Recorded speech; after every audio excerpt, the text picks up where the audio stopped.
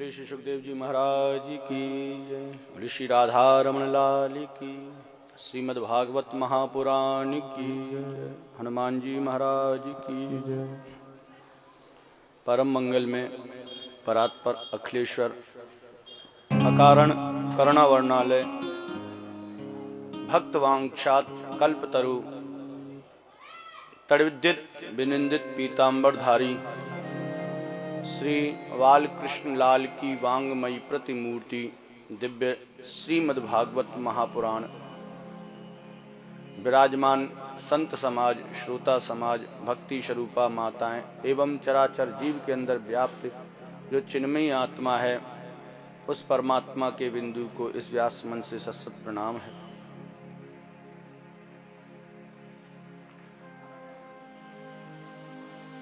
आइए सभी आज्ञा लें।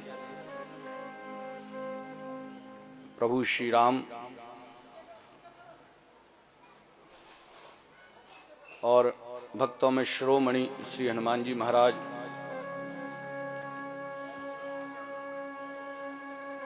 उन्हीं की गोद में बैठकर आइए हम सभी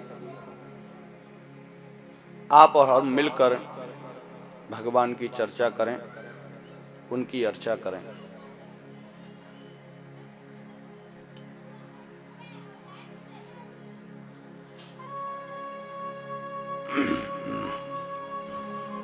कहते हैं इस दुनिया में वो संतुष्ट है जिसके ऊपर परमात्मा की कृपा है,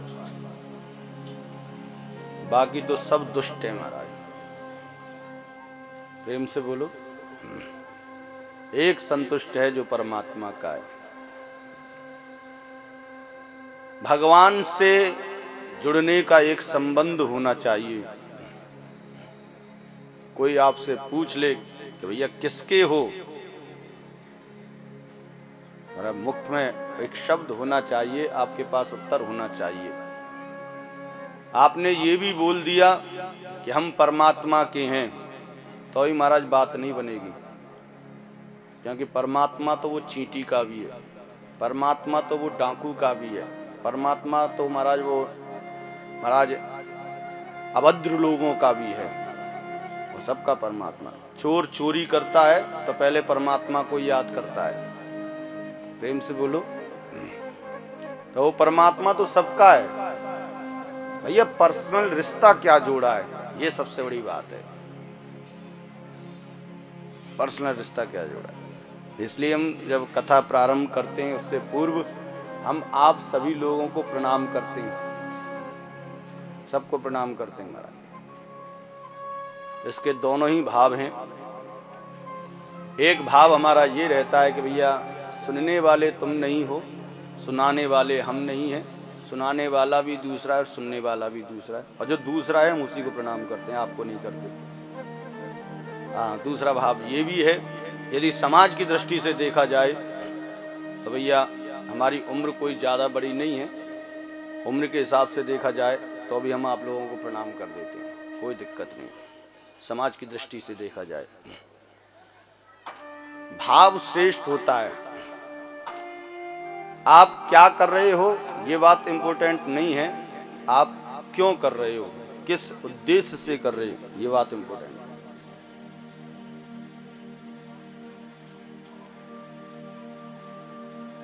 जिस प्रकार एक छोटा सा बालक अपने आचरण से ही सबको मुग्ध कर लेता है, जिस प्रकार एक छोटा सा बालक परम पवित्र और सुंदर होता है। एक माँ का बच्चा काला भी हो, उससे यदि पूछ लिया जाए तेरा बच्चा काला, बोले ना गोरा है, तुझे दिखाई नहीं दे रहा महाराज, तेरी आंखन में कालो हमारा जाल पड़ हुआ है, काला चश्मा लगा लिया तूने। एक माता को अपना बच्चा हमेशा सुंदर लगता है, लगना भी चाहिए। और उसको और सुंदर बनाने के लिए महाराज नेत्रों में काजल लगा देती है, और सुंदर लगे मेरे लाला। नेत्रों में काजल लगता है तो बच्चा और सुंदर हो जाता है। जब सामने महाराज उसके पिताजी आते हैं या आपके पति आते हैं तो वे पति के अंदर भी उस बालक को अपनी गोद में लेने की लालसा उत्पन्न हो जाती है। होती है कि नहीं? भैया बिल्कुल ठीक इसी प्रकार हम लोग भी सुंदर हैं, क्योंकि वो सुंदर है तो हम भी सुंदर हैं, क्योंकि हम लोग उसी ने बनाए हैं, हम लोग उसी के पक्ष हैं, उसी के अंग हैं, हम लोग भी सुंदर हैं। लेकिन हम अभी दुनिया में हैं, अभी महाराज पिता की गोद में नहीं बैठे। बोले पिता की गोद में कब बैठोगे? बोले जब सत्संग मैया आपके नेत्रों में भक्ति का काजल लगा देगी, और जैसे ही वो काजल आपके नेत्रों में लगा तो भैया वो जो पिता ऊपर है उसके अंदर भी लालसा उत्पन्न हो जाएगी। बोले भक्त मेरा है, तुरंत गोद में उठा लेगा। प्रेम से बोलो। भागवत श्रृंगार करती है, संस्कार का श्रृंगार करती है, आचरण का श्रृंगार करती है। आप आज से पहले क्या थे और आज के बाद क्या हो, उस अंतर को पैदा करती है। 7 दिन जगपाल जी कथा श्रवण करेंगे। 7 दिन से पहले कुछ और थे और 7 दिन के बाद कुछ और हो जाएंगे, ऐसा आशा करते। प्रेम से बोलो। आशा करते हैं, क्योंकि सुधरने के लिए एक बार भागवत सुनने से ही आदमी नहीं सुधरता है। वो बहुत पड़त पड़त अभ्यास के जड़मत होत सुजान, बहुत घिसना पड़ता है। और शरीर को बनाना है, जगपाल जी का शरीर भी महाराज सिंह जैसा ही है। हाँ, इनका शरीर बनाना है तो इनको क्या करना पड़ेगा?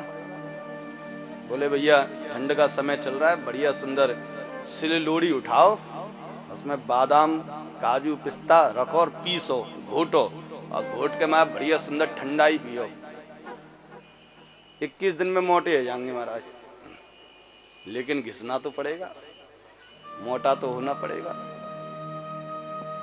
मेहनत नहीं करोगे तब तक कुछ नहीं है। घिसना पड़ेगा, अपने आप को घिसना पड़ेगा, अपने ज्ञान को घिसना पड़ेगा कि अब तक मेरे पास कितना ज्ञान था और अब कितना आया है, अब तक मेरे अंदर क्या कमी थी और अब वो पूरी हुई कि नहीं। प्रेम से बोलो। श्रीमद् भागवत जो एक श्रेष्ठ ग्रंथ है, जो हमारा श्रृंगार करती है। देखो भैया, जैसे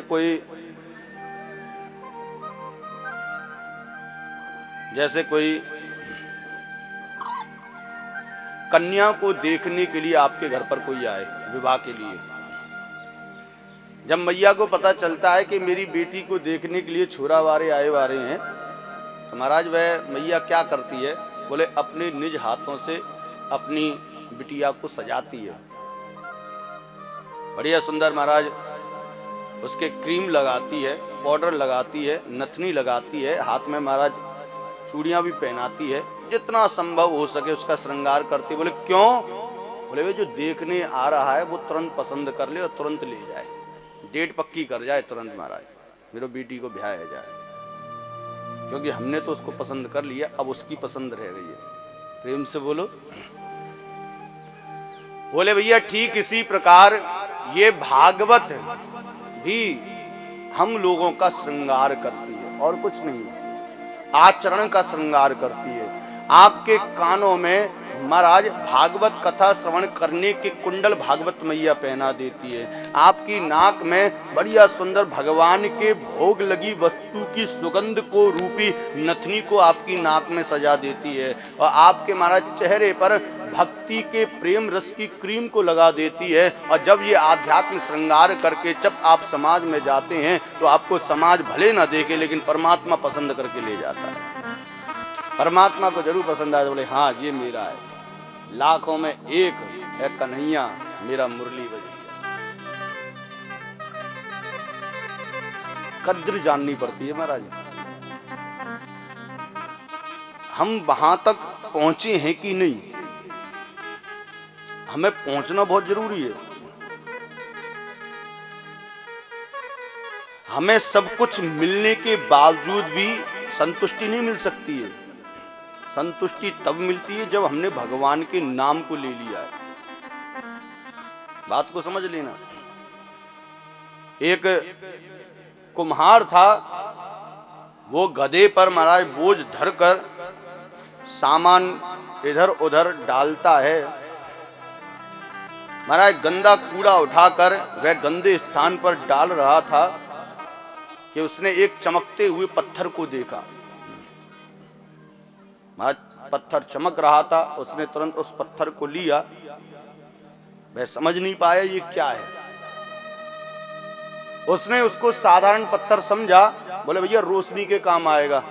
अंधेरा होता तो उसको दीपक के रूप में बीच में रख देता। एक दिन रात्रि का काम मिला, बोले भैया रोशनी के लिए क्या करें? बोले बाजार से खरीदना पड़ेगा टॉर्च वगैरह, तो इससे बढ़िया है हमारे पास ये चमकीला पत्थर, इससे रोशनी होगी। माँ उसकी एक माला बनाकर माला में पिरोकर उसको गधे के गले में डाल दिया।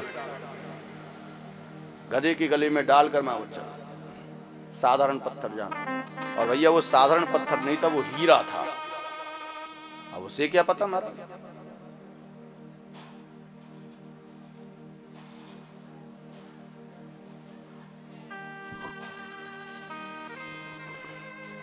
एक दिन महाराज सुनार ने उस गधे के गले में उस पत्थर को देखा तो महाराज वो तो पहचान गया, ओहो ये तो हीरा है।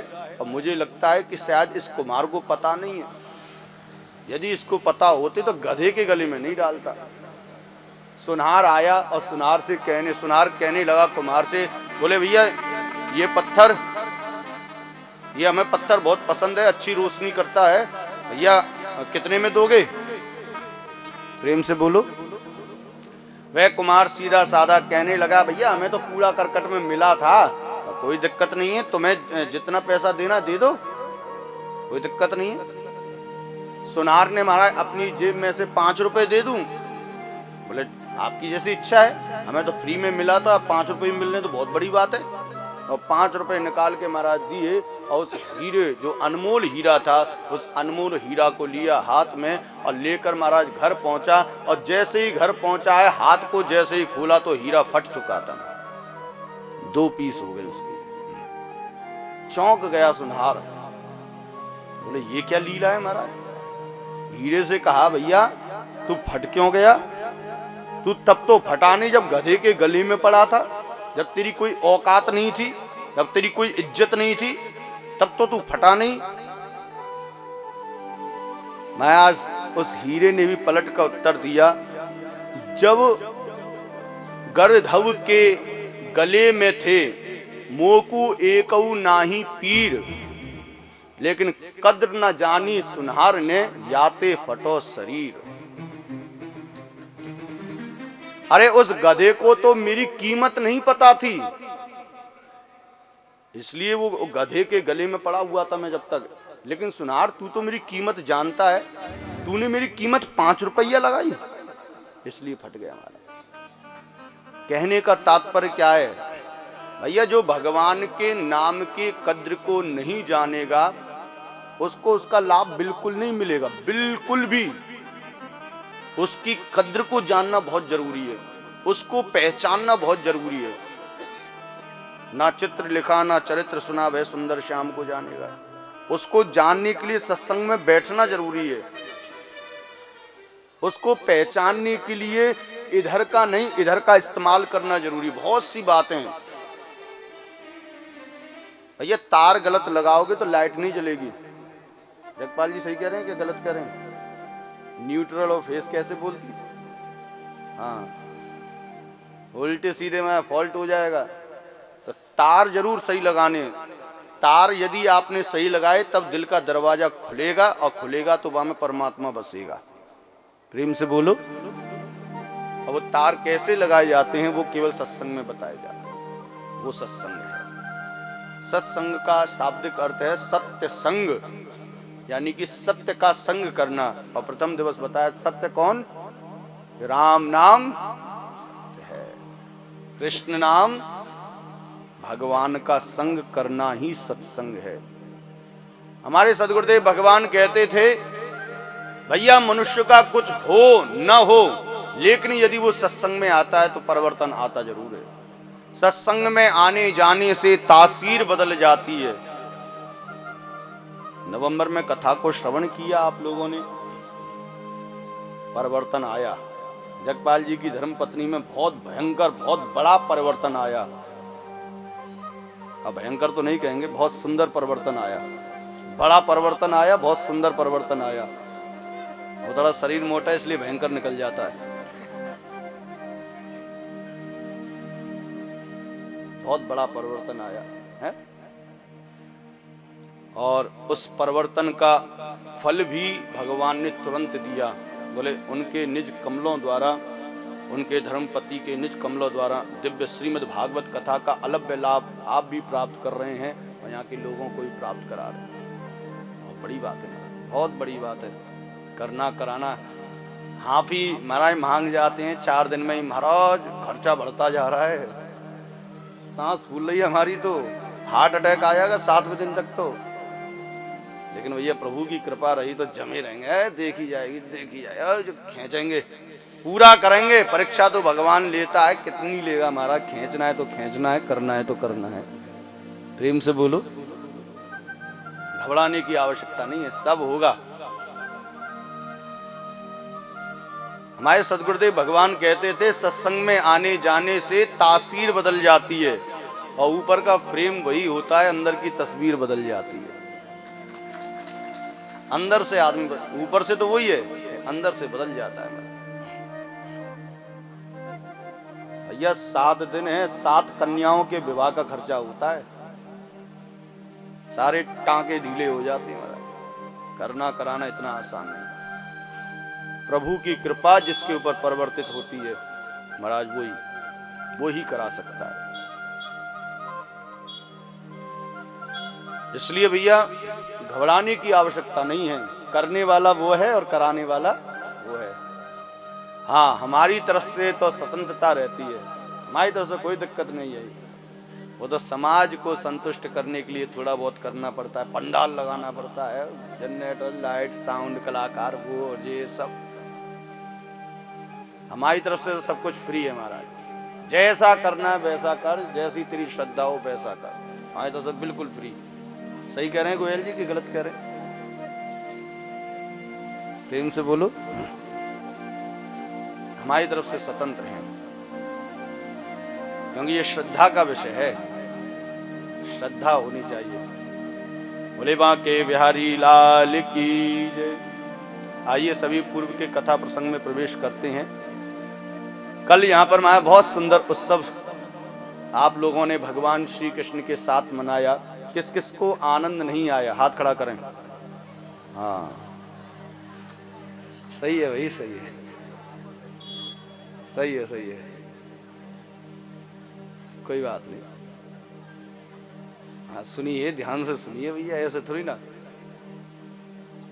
कल महाराज सबको आनंद आया, कोई ऐसा नहीं था जिसको आनंद नहीं आया, क्योंकि पूरी मस्ती थी महाराज, अपनी अपनी मौज है। कोई महाराज बारात में नाच के मौज में रहता है और कोई सत्संग में नाच के मौज में रहता है। आप लोग तो महाराज महीने 2 महीने में नाचते होंगे, हम तो हर कथा में नाचे।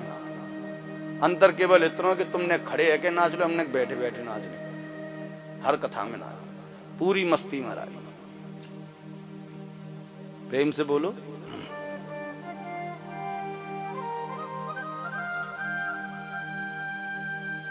अच्छे अच्छे ढीले पड़ जाए महाराज, कैमरा भी ढीलो पड़ गया तो।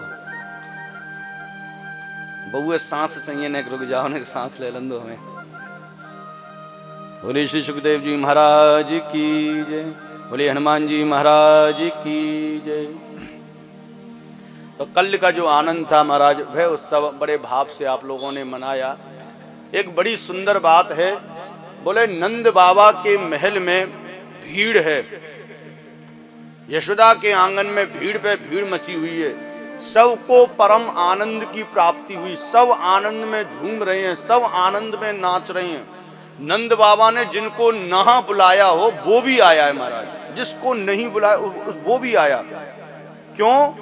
क्योंकि भैया वो घर में बैठा था और बैठते ही बैठते उसके अंदर एक आनंद की अनुभूति हुई।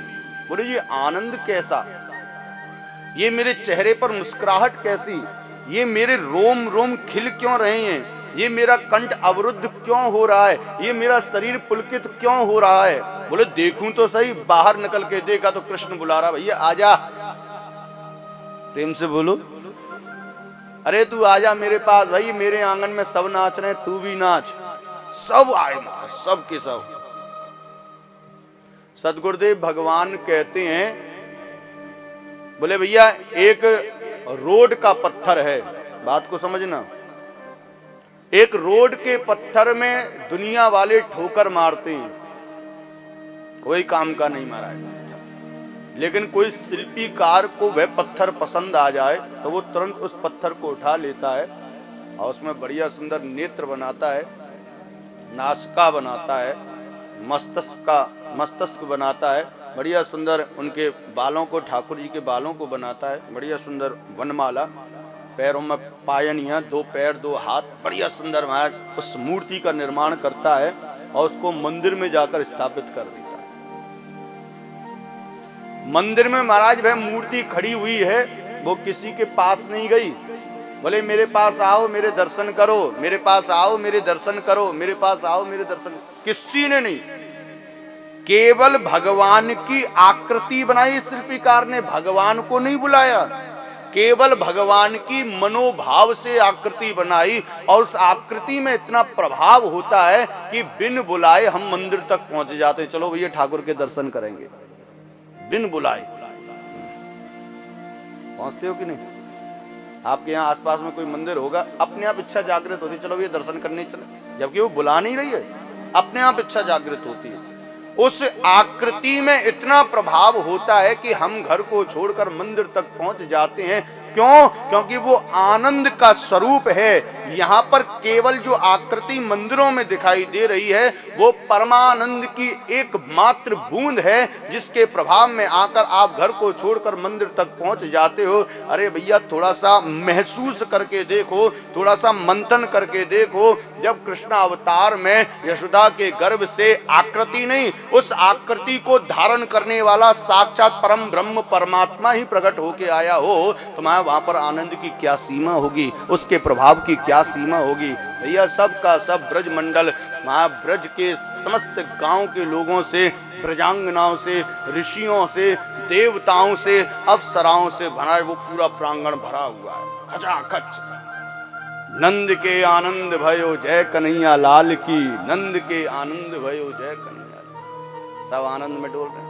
हाथी दिए घोड़ा दीने और दीने पाल की, नंद के आनंद भयो जय कन्हैया लाल।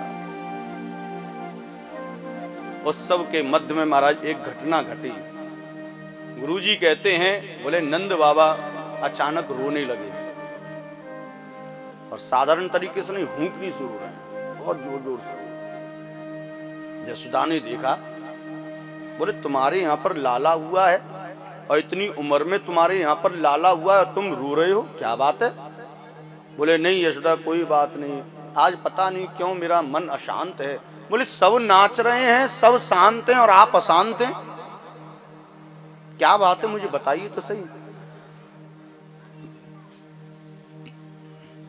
बोले देवी क्या बताऊं, मैं किसी की खोज कर रहा हूं। बोले किसकी खोज कर रहे हो, मुझे बताओ तो सही। कि मैं उसकी खोज कर रहा हूं। देवी तुझे क्या बताऊं, एक बार की बात है, मैं एक बार गौचारण करने के लिए घर से निकल रहा था, तूने मुझको विदा किया, तो मैं जैसे ही बाहर निकला मुख्य द्वार पर, मुख्य द्वार की जो धैरी है उससे मेरा पैर टकरा गया और मैं मारा चारों खाने चित्त जाकर पृथ्वी पर जा पड़ा। मैं सीधा गिरा था, मैंने हे भगवान कह के नाम पुकारा और अपने आप को जैसे ही संभाला तो मैं क्या देखता हूं कि मेरे शीश पर किसी ने हाथ धरा हुआ है। अच्छा किसका हाथ था? बोले देवी क्या बताऊं,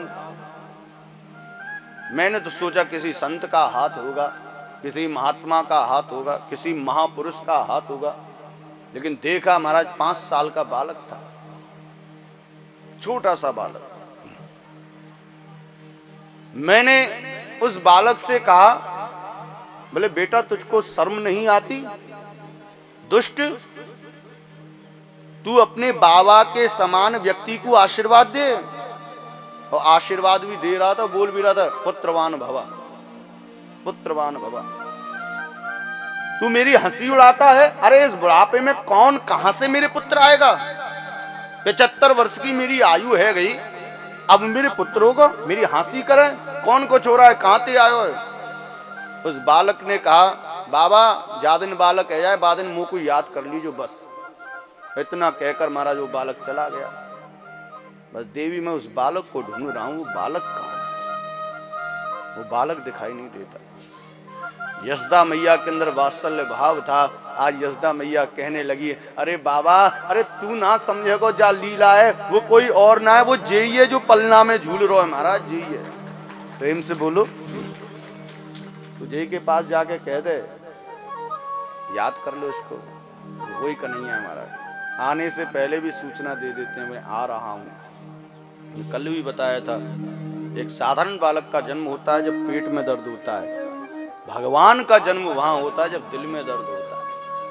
आपके दिल में कितनी करुणा है, आपके दिल में कितना प्रेम है, प्रेम की सुगंध से खिंचे चले जाते हैं ठाकुर। श्री सुखदेव जी महाराज वर्णन करते हुए कहते हैं, बड़ी बड़ी गोपी वहां पर विराजमान है, नृत्य के दूध दही की कीच हो रही है महाराज। नंदस्त्वात्मजोत्पन्ने जातालादो महामना आहूय विप्रान वेद ज्ञान स्नाता सुचिरलंकृतः। नंद के यहाँ पर आनंद उत्सव मन रहा है। एक बूढ़ी मैया आई, बूढ़ी मैया महाराज नाच रही है मस्ती से, और उसी के मध्य में बूढ़ी मैया उस छोटे से बालक के पास पहुंची। बालक काला था महाराज। अब काले बालक को देखकर बूढ़ी मैया कह बोले, अरे ये तो कारो है। लेकिन ये कारो आयो कहां से महाराज? बोले क्यों, क्या बात है? दूसरी गोपी, नई गोपी बाए खड़ी, मैया कहा है वो? बोले ये कारो, यशोदा गोरी, नंद बाबा गोरी, ये कारो कहां से आगो? प्रेम से बोलो। उस गोपी ने कहा, अरे ने गौरते देख, न चश्मा हटाए के देख, लगवे ते ना दिख रहा, तू हटाए के देख ने ढंग से। गोरो है, कारो ना है। बोले ना ना बिल्कुल कारो है। तब उसने कहा, अरे मैया एक बात बता, बादरन को रंग कैसो होए? बोले बिल्कुल सफेद होए। बोले वो कारे कब पड़े?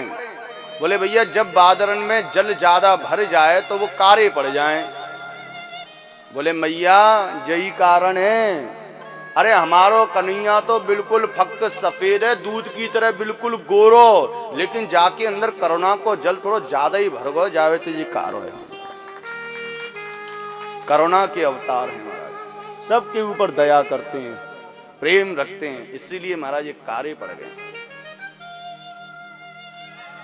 श्री सुखदेव जी महाराज कहते हैं, वह बूढ़ी मैया उसी समय उससे कन्हैया के चक्कर लगाती है और बधाई गान करती है कि माताएं आमे वही देखे महाराज। वो आई महाराज, पहले टांग उठा के देखो वो टांग सही है कहना है। बूढ़ी बूढ़ी मैया ही महाराज बच्चे का परीक्षण लेते हैं। कन्हैया को महाराज घबरा रहे हैं, टांगे तोड़ेगी, क्या करेगी महाराज? कोई हाथ लेके जब मोड़ दिए महाराज पूरे। कन्हैया सोच रहे हैं भैया जी तो बड़ी दुर्गति है रही है, जाजी के जाते तो बढ़िया बैकुंठ धाम बढ़िया हो महाराज। ये क्या कर रही है महाराज?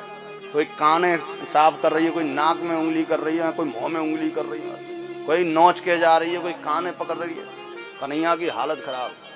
यशोदा जैसे ही दिखी बूढ़ी मैया को तुरंत कहा, अरे मैया हो तेरी गोद में आयो लाल, अब बधाई दे देरी मैया। नाइन थी महाराज, बधाई लिए बिना नहीं जाएगी वो। तो आइए हम सभी बड़े भाव से गुणगान करें। हो तेरी गोद में आयो लाल, बधाई दे देरी मैया। हो तेरी गोद में आयो लाल, बधाई दे देरी मैया। हो तेरी गोद में आयो लाल, बधाई दे देरी मैया। तेरी गोद में आयो लाल, बधाई दे देरी मैया। ओए दे देरी मैया, बधाई दे देरी मैया। ओ दे देरी मैया, बधाई दे देरी मैया। ओ दे देरी मैया, बधाई दे देरी मैया।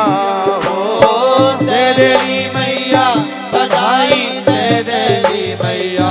ओ तेरी गोद में आयो लाल बधाई दे। दोनों हाथ उठा के तेरी गोद में आयो लाल बधाई दे रे मैया। जय श्री राधे।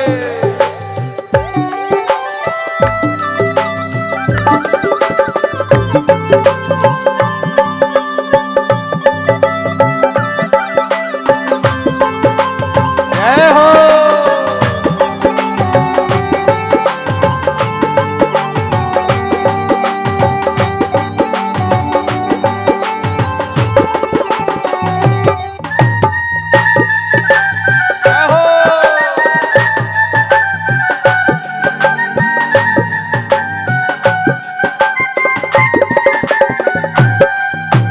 नाच नाच के गावे बधाई बजे ढोल और तान। नाच नाच के गावे बधाई बजे ढोल और तान। नाच नाच के गावे बधाई बजे ढोल और तान। नाच नाच के गावे बधाई बजे ढोल और तान। ओ दे दे हमको मुदरी पायल, दे दे हमको मुदरी पायल और मोतियन के हाथ। ओ तेरी गोद में आयो लाल बधाई दे तेरी मैया।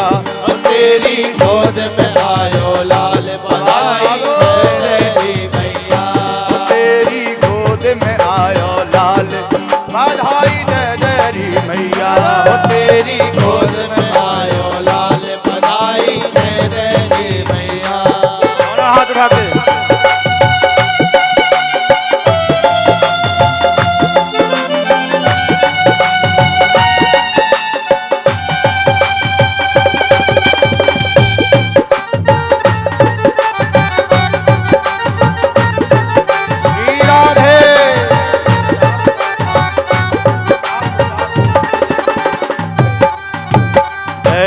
हमको अन्न धन सोना लहंगा चूनर साड़ी।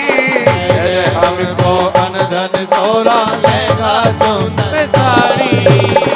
दे दे हमको अन्न धन सोना लहंगा चूनर साड़ी। हमको अन्न धन सोना लहंगा चूनर साड़ी। और सुन ले कंजूसी ते काम चले ना, कंजूसी ते काम चले ना, दे दे मोटर गाड़ी। ले भैया कितना खर्चा है वो बताओ। यकबाल जी तो हालत खराब हो जाएगी यदि गाड़ी भाड़ी दे दी तो। कंजूसी ते काम चले ना, दे दो मोटर। ओ तेरी गोद में आयो लाल बधाई दे तेरी मैया। ओ तेरी गोद में आयो लाल बधाई दे तेरी मैया। जय तेरी मैया बधाई दे तेरी मैया। ओ दे तेरी मैया बधाई दे तेरी मैया। हो तेरी गोद में आयो लाल बधाई दे तेरी मैया। ओ तेरी गोद में आयो लाल बधाई दे तेरी मैया। मस्ती में दोनों हाथ उठा के जय श्री राधे।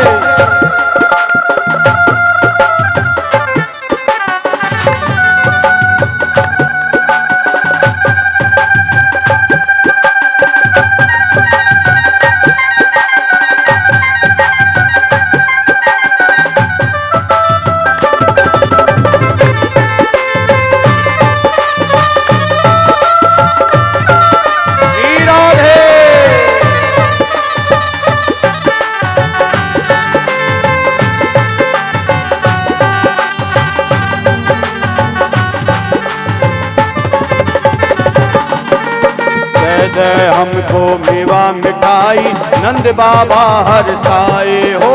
दे हमको मेवा मिठाई नंद बाबा हर साए।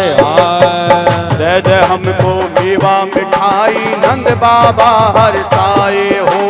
दे हमको मेवा मिठाई नंद बाबा हर साए। भैया के संग देखो, दाऊ के संग देखो, मेरे कान्हा भागे आए हो। दाऊ के संग देखो, मेरे कान्हा भागे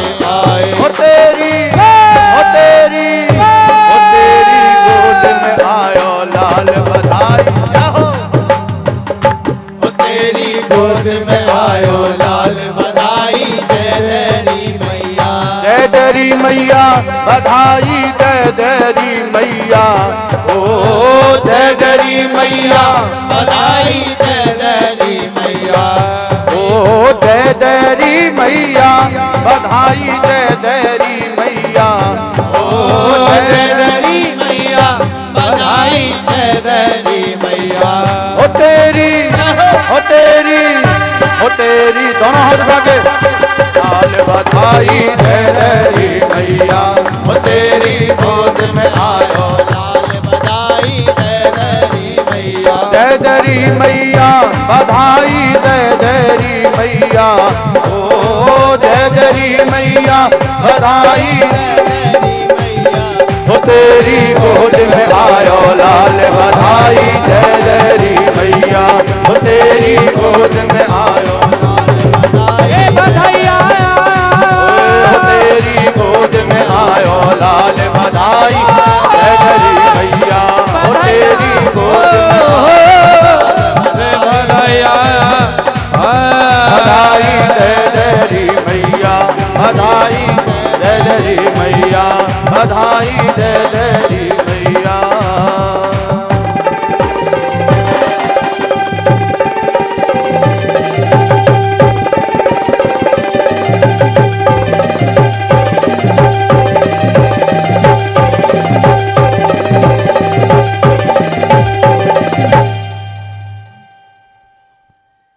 बोले बाल कृष्ण लाल की जय। बोले सतगुरुदेव भगवान की जय। और इस प्रकार महाराज समस्त ले जाइयो घर पे समस्त वहां की जो ब्रजांगनाएं थी सबको संतुष्ट नंद बाबा ने और यशोदा जी ने किया है। श्री सुखदेव जी महाराज कहते हैं भागवत के अंदर, बोले भैया जिसकी जो इच्छा थी वो दिया। कोई हीरा लेके जा रहा है, कोई मोती लेके जा रहा है, कोई महाराज आभूषण लेके जा रहा है, कोई माखन लेके जा रहा है, कोई मिश्री ले। सबसे बड़ी बात क्या है महाराज? बोले भैया वो लेके तो जा रहे हैं लेकिन उसके उस प्रसाद को हाथ में पड़ते ही ऐसा लगता था बोले भैया इनको लेके जाएं, यदि इनको हम घर में ले गए तो हम इनके हो जाएंगे। भैया हमें इनके नहीं होना, इसे वापस करो, उसको लेके आओ। महाराज वे जाते और नंद बाबा को तुरंत वापस कर देते। नंद बाबा के ना हमें वापस मत करो, लुटा दो। महाराज वहां पर 6 महीने तक उत्सव चला था, यहाँ तो आधे घंटा चला था कल। 6 महीने तक और सामग्री की कोई कमी नहीं रही। बोले क्यों? क्योंकि जैसे लुटा रहे थे लुटाने वाले भी लुटा रहे थे महाराज। जो लूटने वाले वो भी लुटा रहे थे, वही लूट रहे हैं वही लुटा रहे हैं, वही लूट रहे हैं वही लुटा। 6 महीने तक उत्सव, सामग्री की कोई कमी महसूस हुई नहीं महाराज। प्रेम से बोलो। सबसे बड़ा धन है कृष्ण धन, सबसे बड़ा धन है राम नाम का धन। उससे बड़ा इस दुनिया में कोई धन हो ही नहीं सकता है। यहाँ पर महाराज मथुरा की लीला में श्री सुखदेव जी महाराज कहते हैं, बोले जब कंस को पता चला योग माया के माध्यम से कि पैदा हो चुका है, तो यहाँ पर महाराज पूतना को भेजा है। पूतना के बारे में श्री सुखदेव जी महाराज लिखते हैं कि भैया पूतना ने बड़ा सुंदर स्वरूप धारण किया।